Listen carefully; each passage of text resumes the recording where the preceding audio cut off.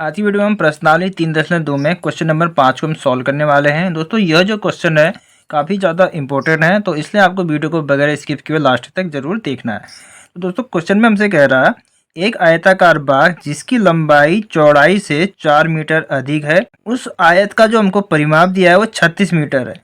तो हमसे पूछता है कि बाग की बीमाई ज्ञात कीजिए। तो हमको दोस्तों इस क्वेश्चन को सॉल्व करना है और हमको बाग की बीमाई यानी कि लंबाई और चौड़ाई हमको ज्ञात करनी है। तो चलिए दोस्तों हम इस क्वेश्चन को सॉल्व करते हैं।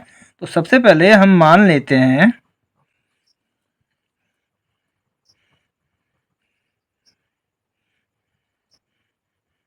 आयत की लंबाई x मीटर है, उसी तरीके से आयत की चौड़ाई y मीटर है। तो क्वेश्चन में हमसे कह रहा है यानी कि प्रश्नानुसार क्वेश्चन में हमसे कहता है कि इसकी जो लंबाई है चौड़ाई से 4 मीटर अधिक है। तो हमने लंबाई क्या मानी है x, लंबाई जो है चौड़ाई हमारी y से है 4 अधिक है, तो हम इसमें 4 जोड़ देंगे। तो हम x को यहाँ ले आते हैं तो ये हो जाएगा x minus Y equal to 4। तो ये हमारा समीकरण 1 आ गया है। तो आगे हमको क्वेश्चन में दिया हुआ है अर्ध परिमाप। ये हमारा आयत का हमको अर्ध परिमाप दिया हुआ है 36 मीटर।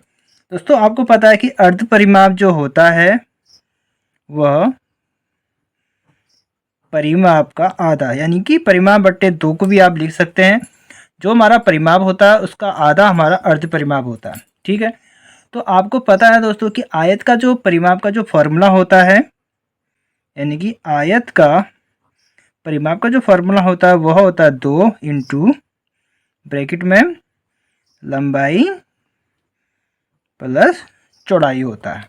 ठीक है, तो अब क्या करेंगे 2 को हम यहाँ ले आएंगे तो ये हमारा हो जाएगा परिमाप बट्टे 2 इक्वल टू लंबाई हमने मानी है x और चौड़ाई हमने मानी है y।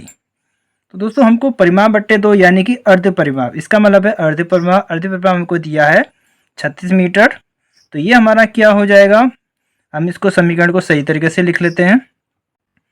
x plus Y equal to परिमाप बट्टे 2 का मतलब है अर्ध परिमाप और वो हमको दिया है 36 मीटर। तो ये हमारा हो जाएगा समीकरण नंबर 2।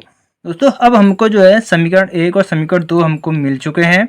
अब हमको दोनों ही समीकरण को सॉल्व करना है और x व y के मान ज्ञात कर रहे हैं। दोस्तों हम इन समीकरण को 2 विधि से सॉल्व कर सकते हैं। पहला है प्रतिस्थापन विधि से और दूसरा है विलोपन विधि से। तो हम इसको क्वेश्चन को प्रतिस्थापन विधि से हम सॉल्व करते हैं। ठीक है,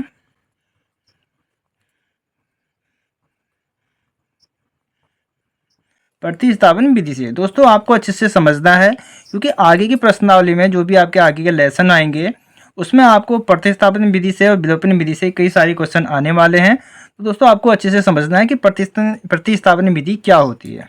दोस्तों हम समीकरण नंबर को 1 को हम ले लेते हैं। तो हमारा जो समीकरण नंबर 1 है वो है हमारा x minus Y equal to 4।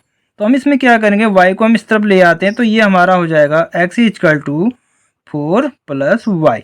ठीक है, तो अब हम क्या करेंगे x का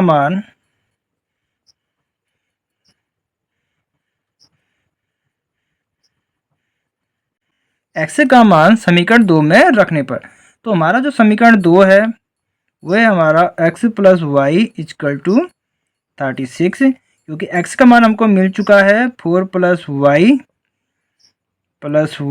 इक्वल टू 36। अब इसको देखेंगे तो y और y हमारा जुड़ जाएगा तो 2y हो जाएगा। इस 4 को हम यहाँ ले आएंगे तो माइनस हो जाएगा। तो ये हो गया है 2y इक्वल टू 36, यहाँ आएगा तो माइनस का 4। अब हम क्या करेंगे इस 2 को हम यहाँ ले आएंगे तो इसके बट्टे में चला जाएगा तो हमारा आ जाएगा y इक्वल टू 36 में से 4 घटाएंगे तो ये हो जाएगा 32 बट्टे 2। तो 2 से ये कट जाएगा दोस्तों 16 बार। तो y का मान हमको मिल चुका है दोस्तों 16। दोस्तों y का मान समीकरण 1 में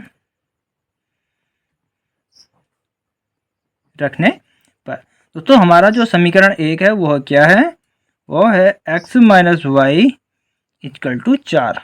क्योंकि हमको y का मान हमको मिल चुका है, तो y का मान हमारा है 16 इक्वल टू 4। तो 16 को हम यहाँ ले आएंगे तो ये हमारा हो जाएगा 4 + 16 और x इक्वल टू हमारा हो जाएगा 20। तो इस तरीके से हमारे x और y के मान हमको मिल चुके हैं। क्योंकि दोस्तों x को हमने क्या माना था,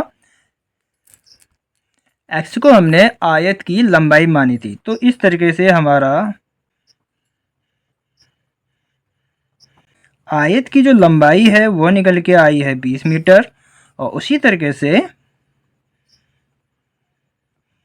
आयत की जो चौड़ाई है वह निकल के आई, क्योंकि चौड़ाई हमने मानी थी y, तो वह निकल के आ चुका है दोस्तों 16 मीटर।